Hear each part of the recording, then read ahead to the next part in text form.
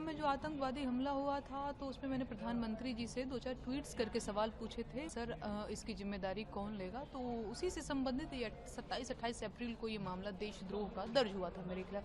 जैसे आपके ऊपर जो देशद्रोह का मुकदमा दर्ज था उसमें अब सुप्रीम कोर्ट से जो राहत मिली है, क्या कुछ शर्तें रखी गई हैं इसको लेकर? नहीं, अभी मैंने ऑर्डर तो नहीं पढ़ा है, लेकिन हाँ, सुप्रीम कोर्ट का जो फैसला है वो मेरी गिरफ्तारी पर रोक का है और ये मेरे लिए बहुत सुखद खबर है और इसके लिए मैं माननीय सुप्रीम कोर्ट का बहुत धन्यवाद करना चाहती हूँ।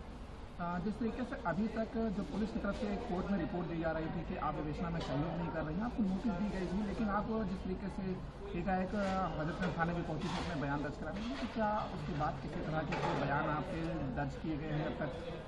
नहीं, मुझे दूसरा नोटिस आते ही मैं विवेचक के समक्ष जो है अपना बयान जो है वो दर्ज कराने के लिए पहुंची थी और सूर्यास्त हो गया था उस दिन, तो बयान मेरा दर्ज नहीं हो पाया, लेकिन मैं गई हुई थी और आगे भी जो कुछ भी सहयोग होगा विवेचना अधिकारी के समक्ष प्रस्तुत होने का, जांच में जो सारी भी चीज़ें जो प्रोसेस होती हैं मैं उसमें सहयोग करूँगी। फिलहाल जिस तरीके से आप लगातार कोर्ट के चक्कर भी लगा रही थी गिरफ्तारी के रोक के लिए, अब फिलहाल राहत मिल चुकी है, लेकिन ये जो मुकदमे की शुरुआत की बात की जाए तो ये पूरा मुकदमा किस तरीके से आपके ऊपर दर्ज हुआ था जो देशद्रोह का?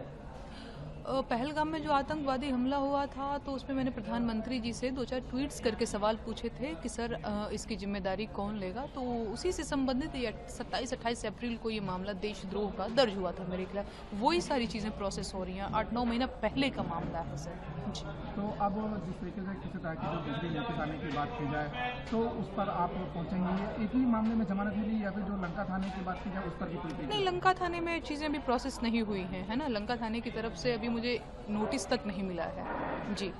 बाकी जो भी चीज़ें आपने कहा सहयोग की बात, तो मैं हमेशा तैयार हूँ सहयोग के लिए।